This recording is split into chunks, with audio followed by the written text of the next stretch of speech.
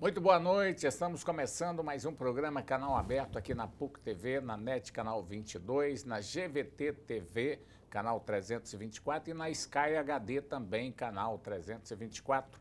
Vamos falar de política, vamos falar sobre eleições em Goiânia, vamos falar sobre eleições em partidos políticos e vários outros assuntos aqui no nosso programa. Para conversar conosco, nós convidamos o deputado estadual Virmondes Cruvinel, ele que é do PSD, o mais votado em Goiânia e provável pré-candidato a prefeito de Goiânia. Comigo aqui também o jornalista editor do Diário da Manhã, Ulisses A.S. Deputado Virmondes Cruvinel, mais uma vez, um grande prazer em recebê-lo aqui no nosso programa. Boa noite. Boa noite, João. Boa noite, Ulisses. Boa noite. A todos que nos assistem. É um prazer estar aqui novamente. Programa de qualidade, que discute a política com propriedade. Fico feliz de poder contribuir. Tá certo, obrigado também pela referência ao nosso programa. Ulisses, boa noite. Boa noite, João Silvestre. Boa noite especial para o nosso convidado, o ex-vereador, deputado estadual, Virmondes Cruvinel, e também para você, telespectador assíduo do programa Canal Aberto aqui na PUC TV. Nós vamos começar debatendo os problemas da Assembleia Legislativa. Aliás, eu espero que não seja problema, que sejam as grandes soluções para nós, goianos. A Assembleia Legislativa tem muita importância porque é um poder independente, entre aspas, né, a gente espera, e que tem a grande responsabilidade de aprovar os projetos no estado de Goiás. Como é que está o trabalho do senhor aí neste mandato agora como deputado estadual na Assembleia Legislativa, deputado? João, nós estamos completando basicamente aí 100 dias de atuação parlamentar na Assembleia, junto com os demais colegas. Tem sido muito positivo esse momento, inclusive um momento de crise no país, no estado, ajustes fiscais, mas de alguma forma também o papel do Legislativo de fazer a colaboração com o encaminhamento de projetos e ideias. Nós assumimos na Assembleia uma tarefa interessante que é a presidência da Frente Parlamentar da Micro e Pequena Empresa. E hoje mesmo nós entregamos, até em primeira mão, estou falando aqui para vocês, nós entregamos uma minuta do Estatuto Estadual da Microempresa à Secretaria Estadual de Desenvolvimento Econômico. Isso é um trabalho em conjunto com a AB, com a CIEG, SEBRAE, o Fórum Empresarial. E com essa ideia, nós tentamos aí, de alguma forma, dar um caminho para aquelas pessoas que são aí, mais de 99% das empresas em Goiás, são micro e pequenas empresas, e Ulisses, estão gerando mais de 50% dos empregos formais. Ou seja, dá um caminho para o futuro dos pequenos empreendedores. Então já é uma ação desses 100 dias do mandato. Essa ação que o senhor está falando do microempresário, microempreendedor, qual que é o upgrade que pode dar, por exemplo, na vida de um microempresário hoje que passa pelas dificuldades que nós sentimos, principalmente nessa época de crise? Um problema grave com relação à questão da burocracia. Então nós estamos dando esse encaminhamento do Estatuto para diminuir essa dificuldade de abrir e fechar uma empresa. Outra orientação com relação ao crédito. Apoio, inclusive, nessa parte de educação empreendedora, que eu acredito, na minha opinião, tem que começar, inclusive, na escola, né? A pessoa fazer a conta, os gastos, etc. Então, foi muito positivo e aí um balanço desses 100 dias já é essa proposta que foi encaminhada ao governo e, com certeza, voltará à Assembleia para aprovação.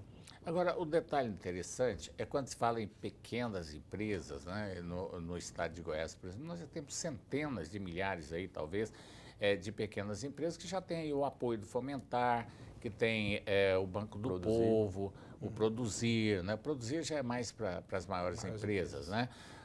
O que é que tem de novo nisso aí que seja diferente do que já existe no estado de Goiás? Primeiro é uma segurança. Nós tivemos a lei federal, que é a lei complementar 123 de 2006, que é a lei nacional da questão da micro e pequena empresa.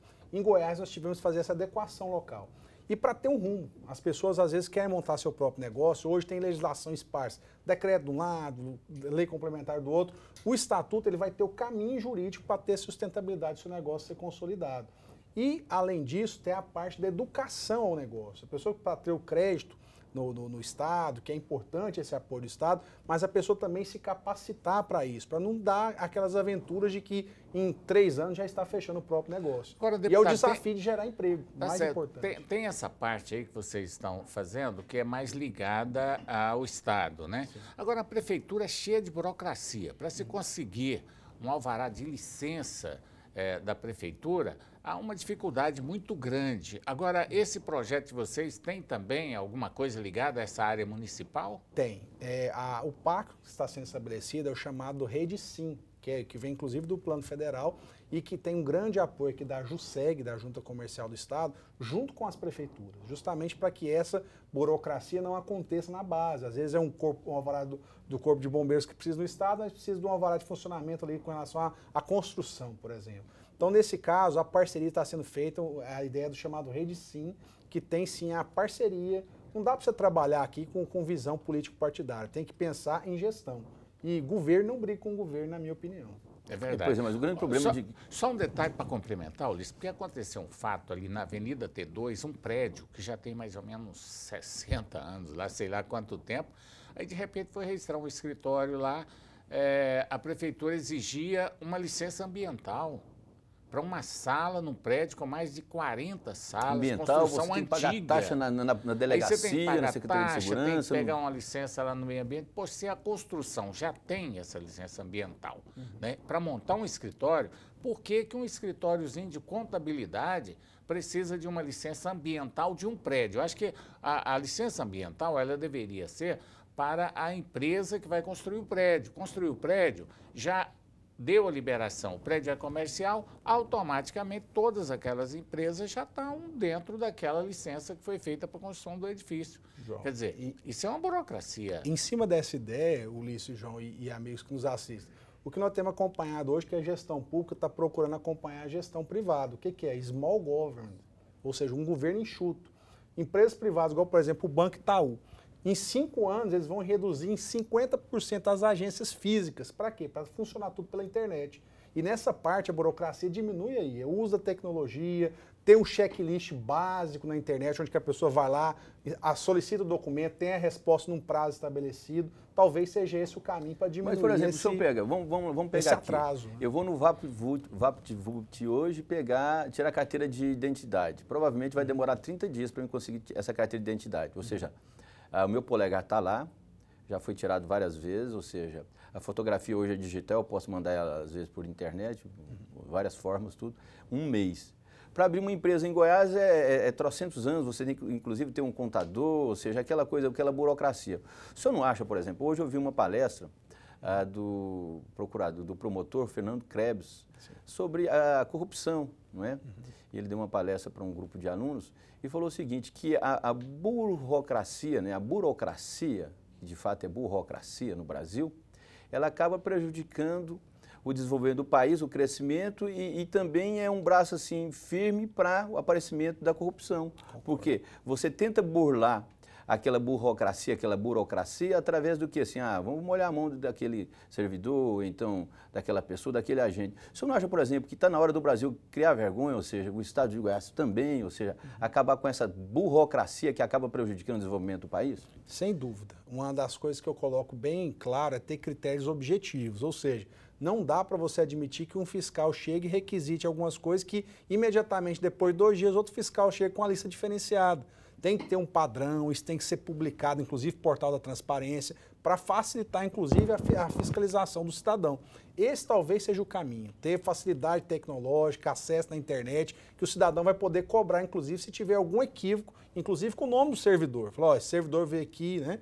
E uma outra condição que eu prevejo, principalmente nessa parte de fiscalização. Eu sou a favor de que o cara que trabalha na fiscalização do poder público tem que receber bem. Entendeu? Mas também para poder ser fiscalizado, para evitar a questão da corrupção. E concordo contigo. Quanto mais atrasa, mais facilita também a corrupção. Nós tivemos um erro, um equívoco agora por parte do governo do Estado de Goiás, foi o Detran. O ano passado, você chegava no VaptVupt, puxava o documento, ia a um caixa, pagava, já vinha o certificado na hora.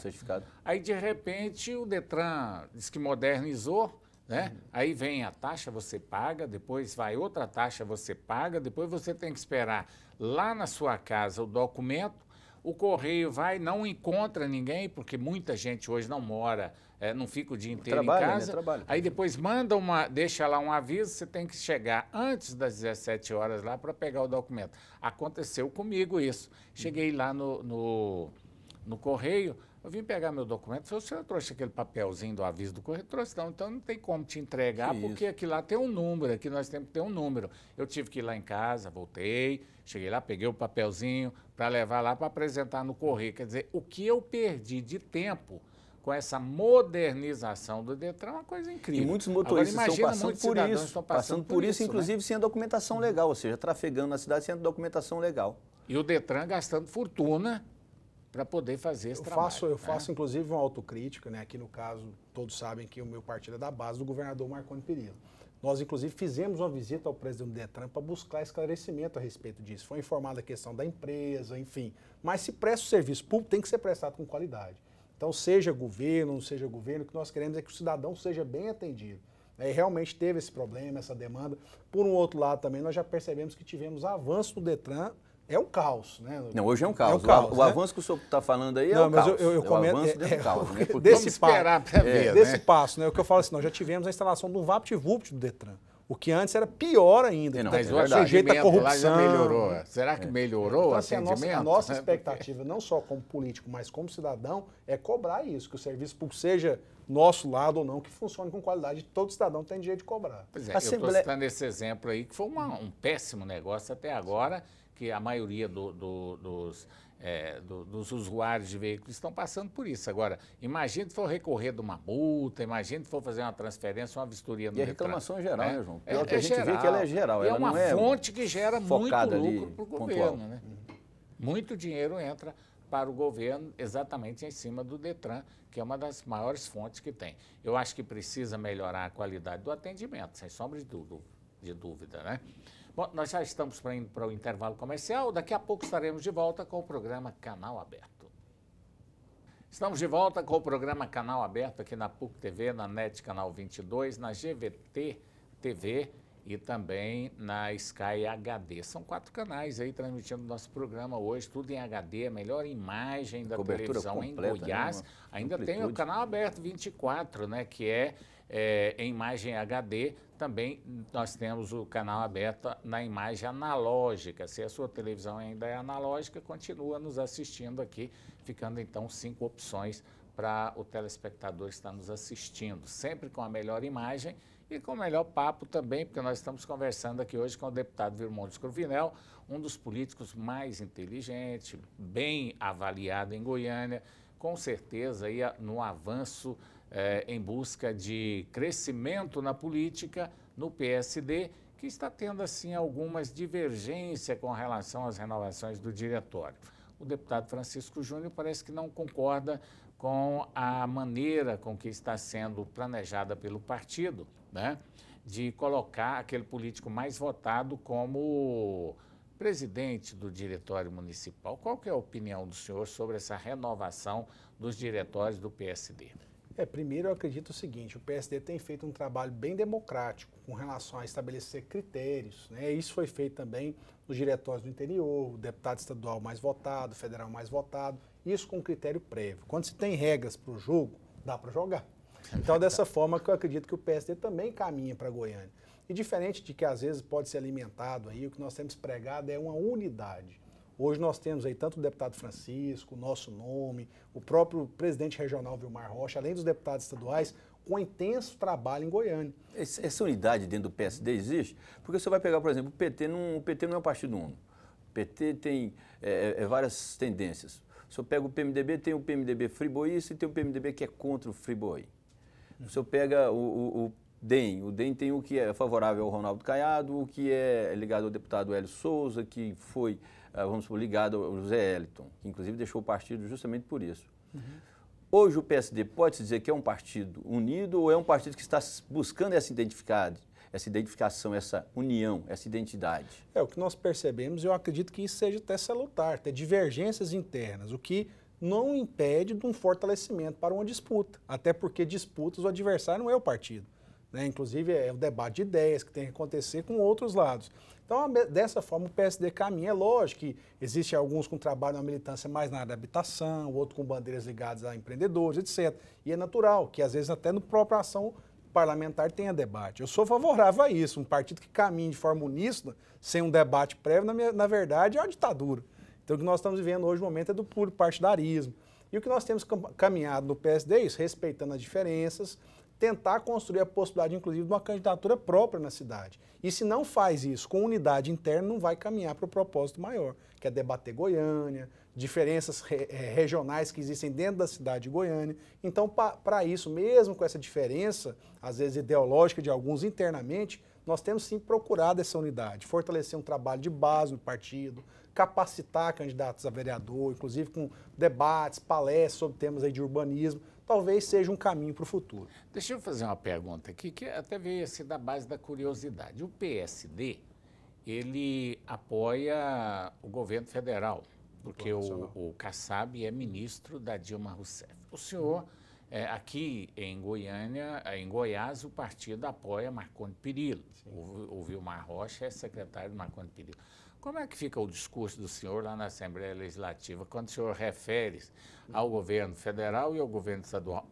Como é que o senhor critica o governo federal se o seu partido faz parte do governo federal? Como é que é esse discurso do PSD na Assembleia? Pois bem, a nossa preocupação é com relação à questão da qualidade e eficiência da gestão. É lógico que existem nomes capacitados no governo federal e não há de impedir isso. Temos, inclusive, outro quadro do PSD que participa da ação da microempresa, que é o AFIF Domingos.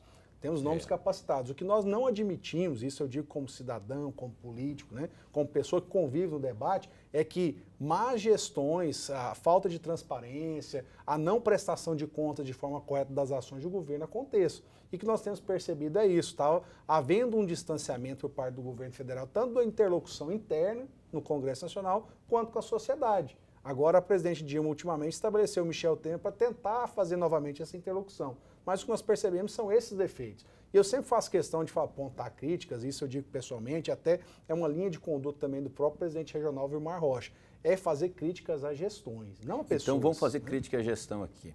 O partido do senhor apoia aqui o governo Marconi Perillo e no plano nacional, na esfera federal, apoia a presidenta Dilma. O senhor acha que a presidenta Dilma tem realizado uma ótima gestão nesse segundo mandato dela? Eu pessoalmente digo isso também dentro do partido, que nós temos divergências dentro do partido, né, e no plano nacional.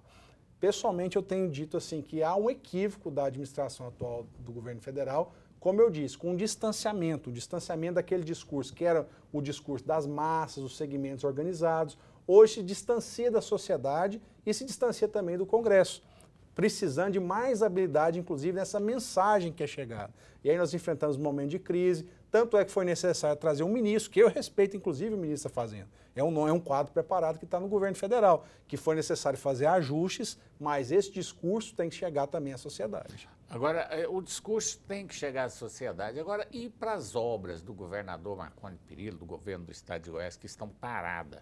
São várias as obras, inclusive a GO 070 e outras, que já deveriam ter começado e que dependem dessa verba federal. Como é que está essa interligação financeira? Como é que está essa liberação das obras? Primeiro, sim, o próprio secretário Vilmar Rocha foi escalado para fazer essa interlocução com o Ministério das Cidades, o ministro Kassab. E, além disso, buscando aí outras parcerias. Nós temos aqui em Goiás uma ideia de acabar com esses aterros, esses lixões, né? E que é uma bandeira de universalizar essa construção em parcerias com as cidades, que também parte de diálogo com o governo federal.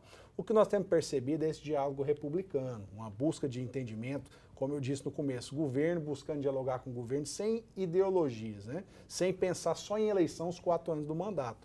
E dessa forma eu tenho procurado observar que tanto aqui em Goiás, até teve aqui esses dias um representante, inclusive, num debate no Fórum Empresarial, mostrando que a crise nacional, Goiás ainda está num patamar mediano. Ou seja, algumas medidas foram tomadas com relação a enxugar secretarias, ajustes, medidas essas que até de certa forma antipáticas para a opinião pública. Mas aqui eu me recordo muito uma fala do Fernando Henrique Cardoso, ex-presidente da República. Ele fala o seguinte: em alguns momentos pode-se até perder a popularidade, mas jamais a credibilidade. É verdade. Agora, falando em crise, né? Essa crise em Goiás foi menor e tal. Essa crise, ela foi anunciada há muito tempo. Ano passado, antes das eleições, todo mundo já fala, olha, a crise pós-eleições sempre existiu. Justamente. Todas as vezes que tem uma eleição para a presidência da República e governador, no ano seguinte o país entra numa crise financeira. porque, eu não sei, parece que é uma questão cultural, né? E o que a gente espera é que essa crise ela só dure esse ano.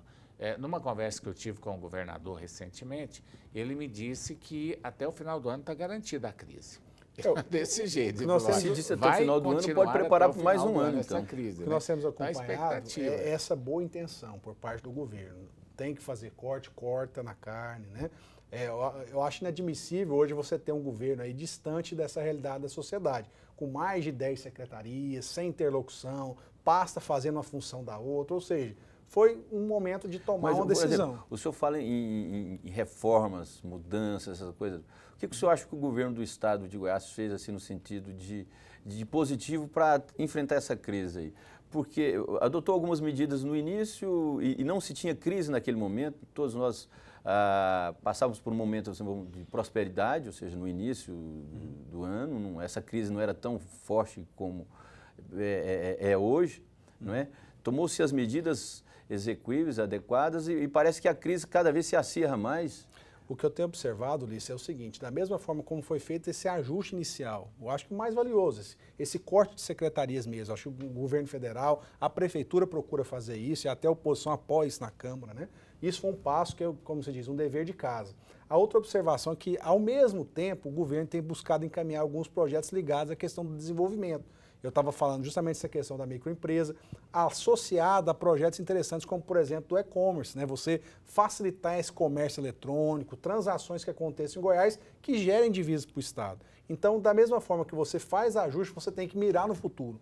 E o futuro se faz com o quê? Com marcos legais, com interlocução com a sociedade, mesmo em momento de crise, não distanciando desse diálogo com segmentos organizados. Certa vez, Ulisses, nós aqui do programa Canal Aberto, nós abordamos a questão da crise psicológica, que eu até disse que os governantes deveriam trazer um pouco de otimismo, porque a partir do momento que só se fala em crise, a situação vai piorando. Lógico. O que ocorre? Quando o governo anuncia crise, o empresário retrai, não investe, né? O construtor não investe, o governo federal deixou de... Ontem eu vi uma matéria, eu acho que vocês também devem, o telespectador também deve ter visto, que está dificultando o financiamento da casa própria. Nós vivemos uma roleta no comércio, porque a partir do momento que você não compra a casa, não financia a casa, você não constrói. Se você não constrói, você não compra. Se você não compra, alguém não vende.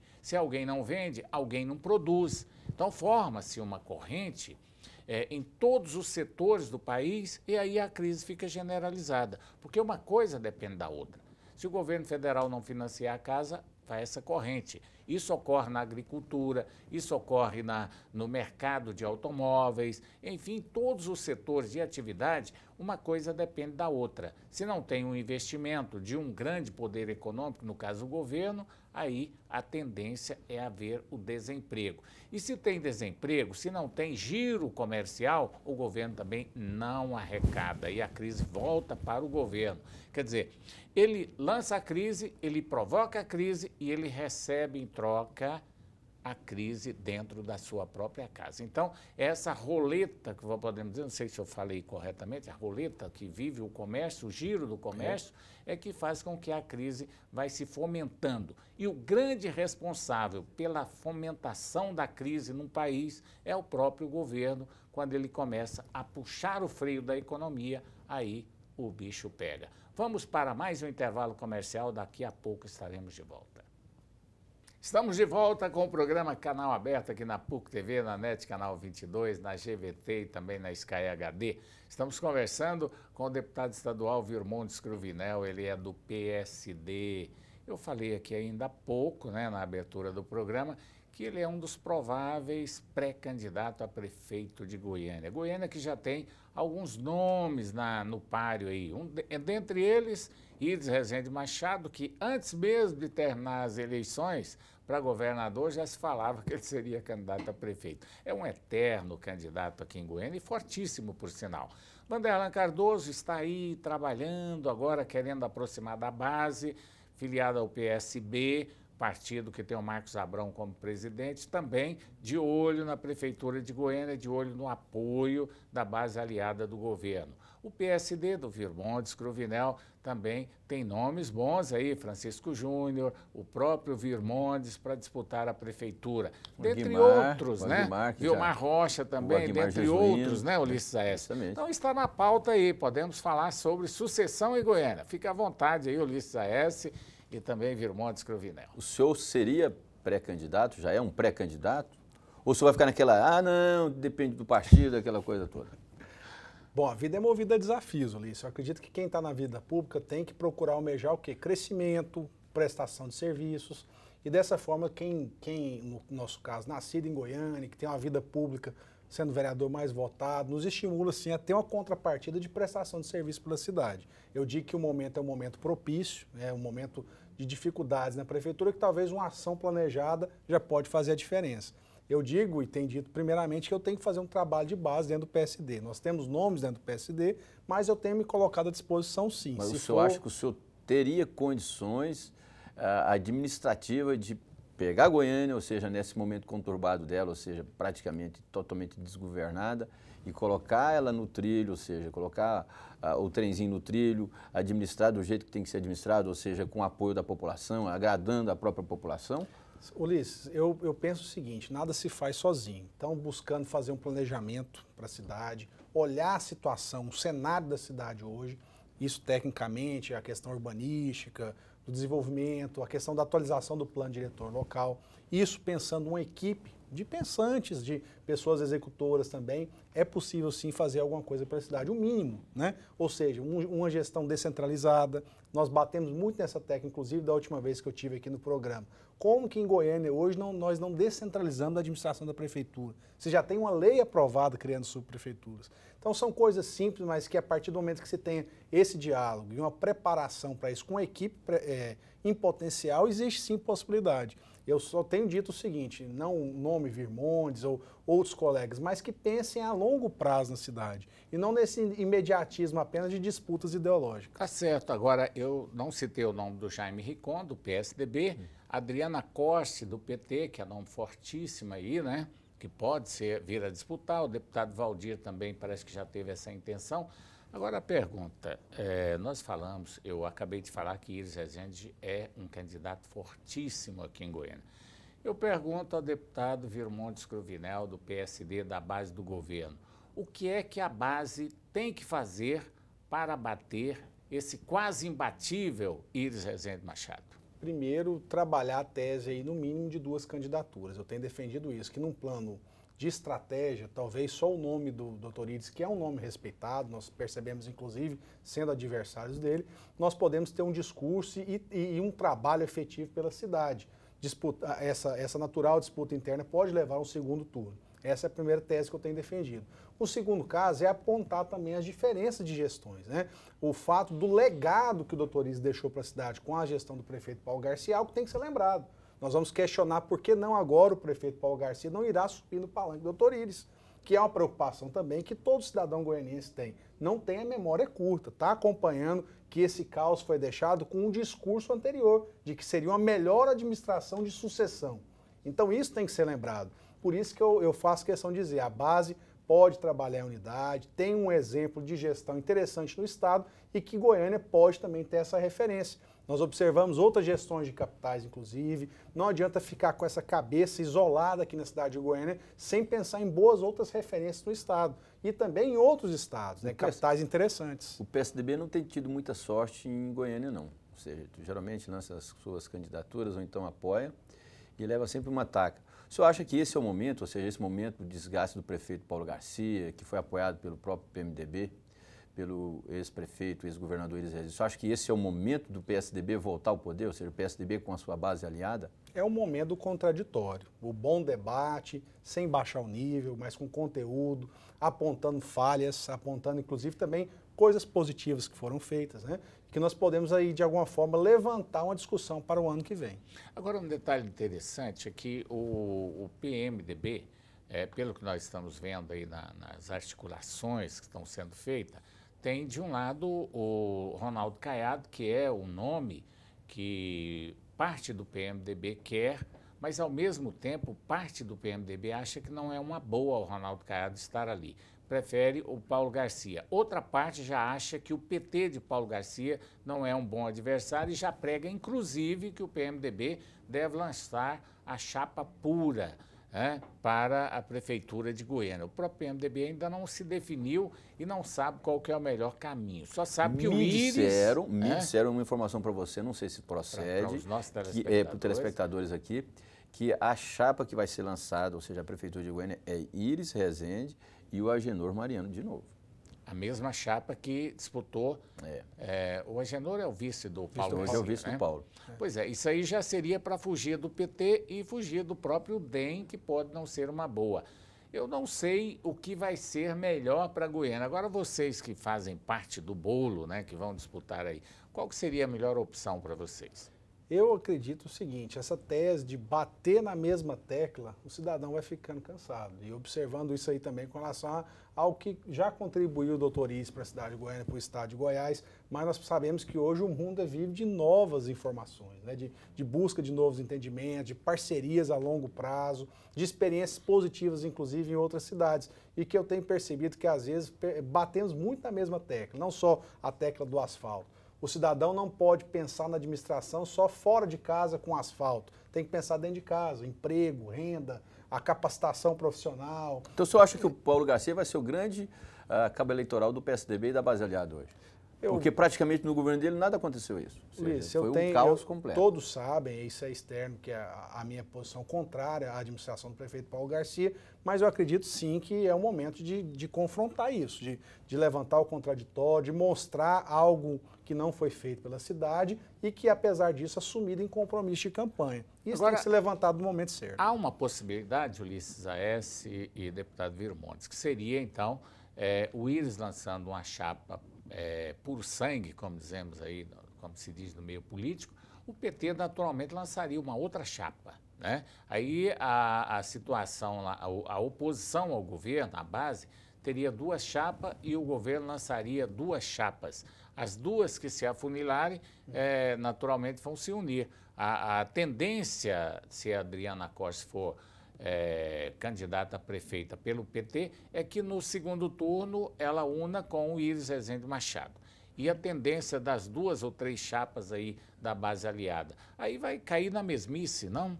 Eu acredito o seguinte, antes de até segundo turno, existe essa divergência de ideias, né? E é natural, a minha percepção também é que hoje a base do PT e PMDB em Goiânia lança duas candidaturas. Tá certo, mas eu quero pedir desculpa porque eu deixei de fora e não poderia ter deixado de fora o Vanderlan Cardoso. Vanderlan Cardoso. Sim, Vanderlan Cardoso, ele vem com um potencial muito grande. Como eu não escrevi, não fiz, acabei esquecendo do Vanderlan, que me desculpa. Então aí seria Vanderlan Cardoso, uma chapa forte da base aliada, e o senhor defenderia que ele indo para o PSB passa a ser da base aliada, né? O senhor aí defenderia uma outra chapa somente ou mais duas chapas no caso? O que eu tenho percebido, algumas pessoas até têm falado dessa vantagem do Vanderlan ser candidato a prefeito de Goiânia.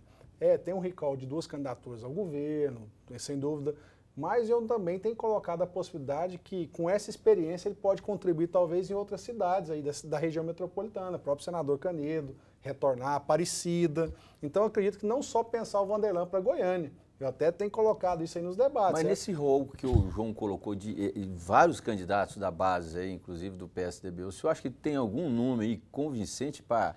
Jaime Ricom, por exemplo. Tá o Íris Rezende? Eu respeito, sabe, Ulisses, uma coisa que na política a gente aprende até respeito pelo adversário. E, inclusive, por companheiros, o respeito é maior ainda. Nós temos o próprio delegado Valdir, que é uma expressiva votação e que tem, às vezes, se deixar de lado. Nós temos aí nomes como o próprio deputado João Campos, o Jaime Rincon. Temos aí nomes capacitados na base. E talvez a minha defesa, nesse primeiro momento, seja de preservar esses companheiros que vêm de uma caminhada, né? O Vanderlan está chegando agora. Nós torcemos por ele, mas que talvez até em outra cidade ele pode ser uma opção. Irmãos, mas tem um detalhe aqui. Nós tivemos na eleição passada, a base do governo fizeram aquele velho ditado popular, das tripas o coração, para poder lançar um candidato com potencial. Tive Dion Bernais, formaram uma comissão, acabou prevalecendo a voz mais alta do Jovair Arantes. Inclusive foi um processo tumultuado de escolha, ou seja, houve e acabou, o Javaí ficou ali, sozinho, né? Ficou sozinho na chave. Correndo sozinho, praticamente sem apoio até interno. Agora, há esse risco de repetir a mesma coisa do ano passado, repetir esse ano, alguém levantar a voz, impor uma candidatura e a base retrair e deixar ele sozinho para fora? Rachou e o cara, não vou apoiar, vou pedir voto, não. Na vida nós aprendemos com derrotas, e isso é básico, né? Até o próprio presidente Lula já aprendeu com derrota. E aqui no estado nós também estamos aprendendo que em Goiânia, por alguns equívocos, esse distanciamento, às vezes por projetos pessoais, ao invés de projetos de gestão, talvez tenha deixado em momentos anteriores a nossa base do governador equivocada na cidade. O que nós esperamos é que tenha o quê? Maturidade, a boa prosa, o bom diálogo, para que se caminhe, inclusive, para uma gestão positiva na eleição de 2016. Tá certo, nós vamos para mais um intervalo comercial, daqui a pouco estaremos de volta com o Canal Aberto. Estamos de volta com o Canal Aberto. Hoje nós estamos conversando com o deputado estadual Virmontes Cruvinel, mais votado do PSD, foi o mais votado, né? Você foi o vereador mais votado em Goiânia também, né? Quer dizer, tem know-how para ser pré-candidato a prefeito de Goiânia, né, Ulisses? Lógico, aqui. Mas olha, credenciado. Está havendo algumas costuras políticas no estado de Goiás, por exemplo. O PSB, que tem o Vanderlan Cardoso, era o presidente do partido, vai perder o comando agora para o Marcos Abraão e deve ter a filiação da Lúcia Vânia, não sei se ela vai confirmar, mas pelo menos de coração ela já está dentro do PSB. Vanderlan Cardoso não esconde para ninguém que quer ser candidato a prefeito de Goiânia, já colocando o nome dele à disposição, pelo que nós estamos acompanhando aí pelas entrevistas dele. O DEM, né, pode fazer uma junção aí com o partido do Ronaldo Caiado, do Jovair Arantes, né, formando uma nova linha. E esse pessoal que estão unindo, Ulisses Aécio e Virmontes, eles estão vindo assim com uma proposta de independência, de fortalecimento, de crescimento. Isso pode dificultar uma candidatura ou duas candidaturas da base? Acredito que não. A fusão aí que já tem sido proposta do DEM com o PTB vai mais uma repercussão num plano nacional, poder ampliar a bancada no Congresso. E aqui em Goiás é muito clara essa questão do distanciamento. Com certeza a unidade aqui deve migrar o senador Ronaldo Caiado até para o próprio PMDB, até que tem sido essa linha da última eleição. E tem se falado que o PTB pode fazer uma aliança aí com o PHS, enfim, com outro partido semelhante. O que não impede de já termos mais ou menos um cenário delineado aqui no caso da capital. São dois polos e talvez aparecendo aí essa terceira alternativa do Vanderlan, que nós não sabemos ainda se ele está na base ou na oposição ao governo, né? Mas que pode ser muito positivo esse debate. Nessas fusões aí, nessas discussões que existem sobre novos partidos, inclusive também, existe a discussão, o projeto já quase que aprovado, eu conversei com o Cleovan Siqueira, que praticamente é o criador e o grande incentivador, é aquele que está fazendo todo o trabalho operacional para a criação do Partido Liberal. A criação do Partido Liberal pode prejudicar o PSD? Não. No caso, na verdade, o deputado Cleovan e o PL, aqui, não só no estado de Goiás, mas no plano nacional, tem sido um parceiro do PSD. Eu digo justamente por isso, porque muitas pessoas podem querer sair do PSD, porque é o partido que tem um perfil ligado, ou seja, parecido com o PSD. Mas, na verdade, tem sido aí uma alternativa, inclusive, para alianças, né? Nós pensamos, inclusive, nas eleições municipais do ano que vem, de fazer várias chapas aí de unidade do PSD com o próprio PL, prefeitos, vice-prefeitos e vereadores. Então, talvez seja um momento também de mais fortalecimento. E eu acredito que é uma tendência, até uma das pautas aí que se faz observação, às vezes, em algumas câmaras e parlamentos, inclusive em outro país, essa ideia da existência da federação partidária. Você faz a coligação na eleição e essas alianças partidárias permanecem nas bancadas. E é um caminho interessante a se pensar. E o próprio PL tem sido um grande parceiro do PSD em Goiás e no Brasil.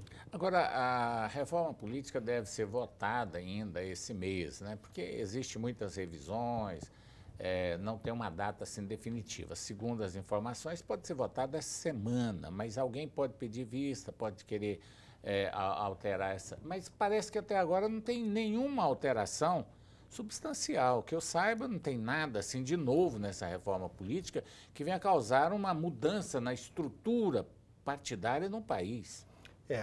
A grande defesa de alguns pontos aí, como é o caso do financiamento de campanha, a extensão do mandato do executivo e fim da eleição, algo que já está sendo consolidado, essa questão do fim das coligações proporcionais, né? E seria só essa aí a grande mudança, e talvez o caminho para o voto distrital. Tem sido aí uma tese no Senado já aprovada, cidades com mais de 200 mil habitantes ter o voto distrital, que é o caminho aí que tem sido defendido com mais força pelo Senado. Agora, o que nós percebemos é que isso tem que ser levado à base. Vários prefeitos, vereadores do interior têm cobrado informações. Você acha que essa reforma política, ela sai? Porque até agora o que você vê no Brasil é enrolação, embromação. Ou seja, eu acredito o povo vai para a rua, depois o político parece que é cara assim, cara ensaboada mesmo, cara de peroba, não realiza o que as ruas determinam.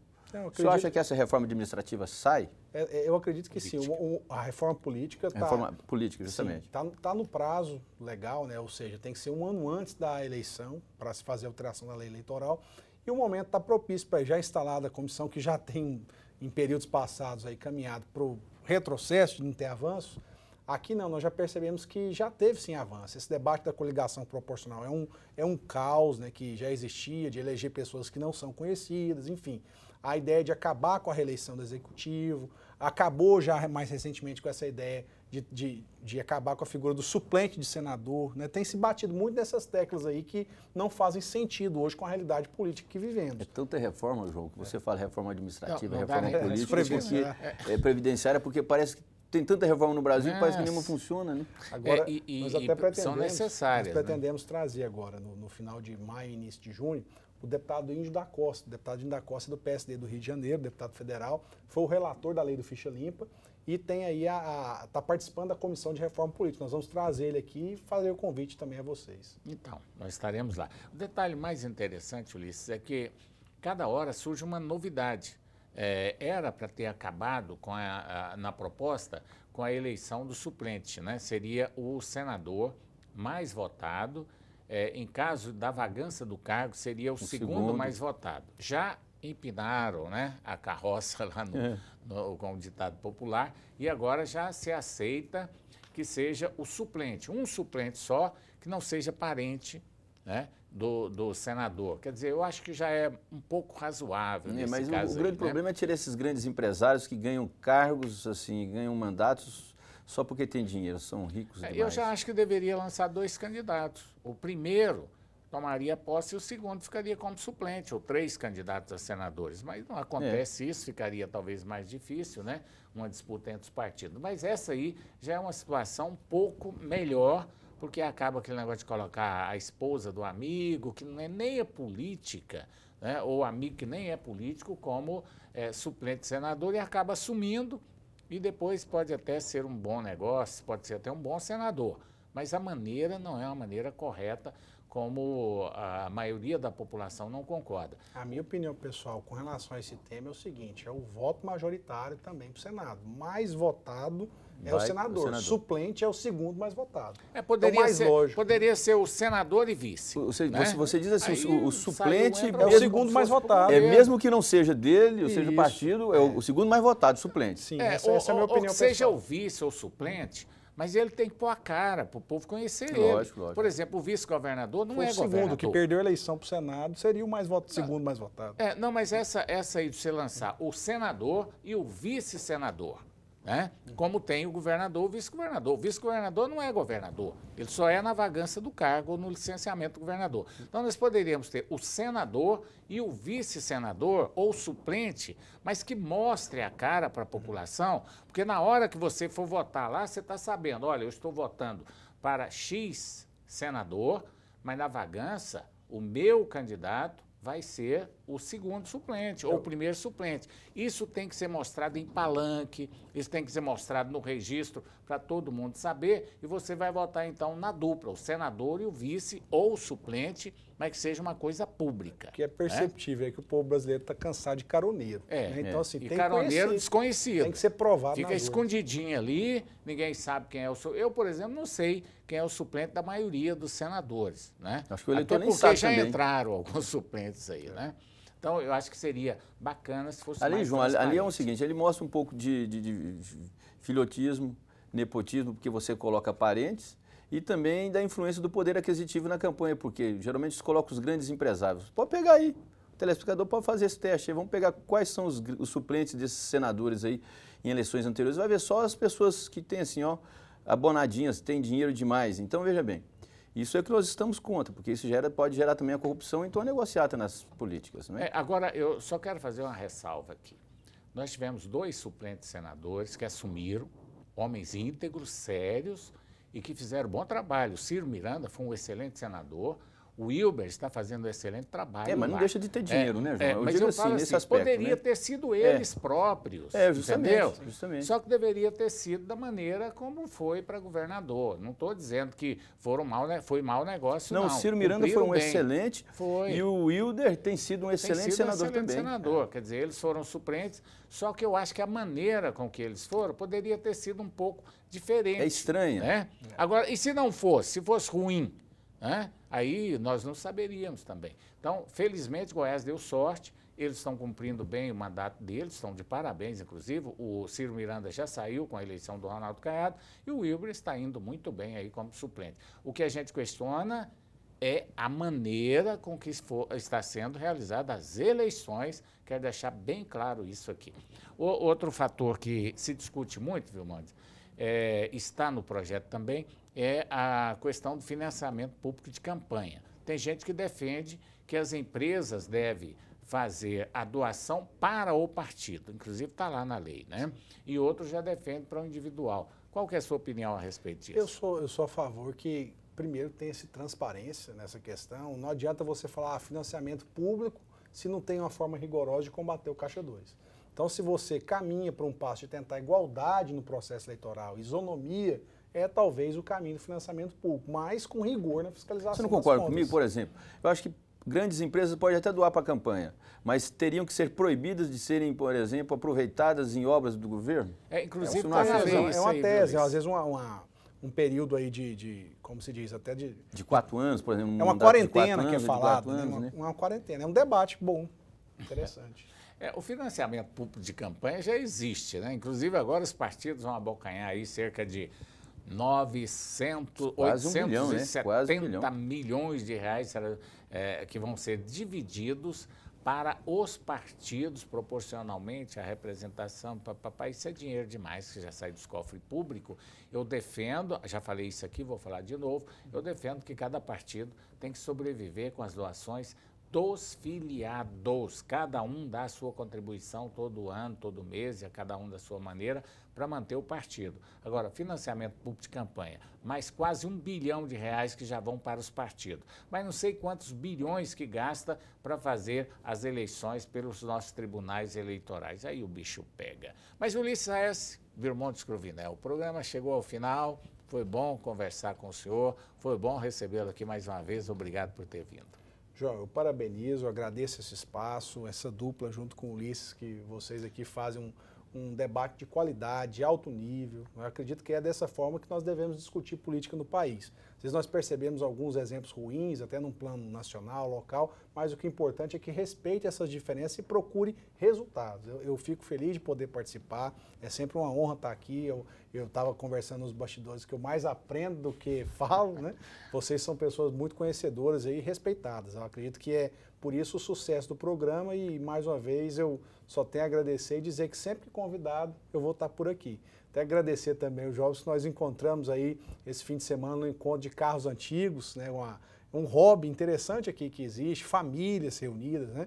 É importante pensar também como administrador público, pessoas da vida pública, pensar em momentos que se encontrem a família. Então tá aí talvez o incentivo, eu mando um abraço especial a todos aqueles que assistem o programa e que admiram os carros antigos, aí pessoal do Fusca, do Puma. Clube do Fusca. É muito bom, Luiz. Depois vamos marcar de nós conhecermos aí esses momentos assim de integração, desses hobbies e da cultura também do estado de Goiás. Ulisses Aécio, boa noite. Vou mandar um abraço, mandar um abraço para Vanessa Rosa, ela inclusive estava participando, ajudando lá naquela festa do Vasco, que nós fomos premiados, vamos mandar um abraço para ela e para o Vasco também. E todo aquele pessoal que estava lá na festa do Vasco, uma festa muito bonita, nós estivemos lá presente, nosso abraço para o Vasco também, e para todo aquele pessoal que diz que assiste aqui o programa Canal Aberto. Um abraço a vocês. Nosso convite para estar conosco na próxima segunda-feira, 22h30, com mais um Canal Aberto. Até lá, obrigado pela audiência.